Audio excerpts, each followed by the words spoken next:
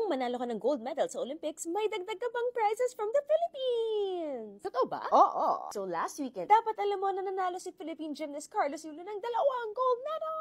At ayon sa batas natin, makakatanggap siya ng 10 million pesos mula sa Philippine Sports Commission! Tapos, para sa mga silver medalists, 5 million pesos. And 2 million pesos para sa bronze medalist, RA 90699. At dahil gold medalist si Carlos Yulo, may additional 3 million pesos from the House of Representatives. Private businesses will also be giving fully furnished 2-bedroom units to McKinley Hill from Mega World. Plus 3 million pesos in cash. 5 million pesos from the International Container Terminal Services Inc. Kasama na dito ang ibang athletes tulad ni EJ Obiana, Don Cabang, and Lauren Hoffman. And ang silver and bronze medalists makakakuha ng smaller amount. Lifetime free buffet sa Viking! Lifetime free food and drinks from Tipsy Pig. Lifetime free engineering design from Nexa Engineering. Free furniture worth 100,000 pesos from Apollo Home Depot. Lifetime double box from Bok Korean Fried Chicken. Lifetime free meals from JT's Kalayaan. Free franchise from Don Macchiatos. Lifetime free gastrointestinal and colonoscopy consults from Pinoy Gastro. Kaya sa lahat ng ating Philippine athletes who represented us in the Olympics this year, maraming salamat po. We are so proud of sobrang tinaas nyo ang bandila ng Pilipinas. Pero may tanong ako, itong makukuha ba nila enough to recover all the costs that they spent throughout the years of training? Do they even get retirement benefits? That's a video for another day. A bill to help former, current, and even future Olympians. This is Congresswoman Attorney Mig Sargalas. Ask me, PBA, paano ba Attorney Amping Kanunay?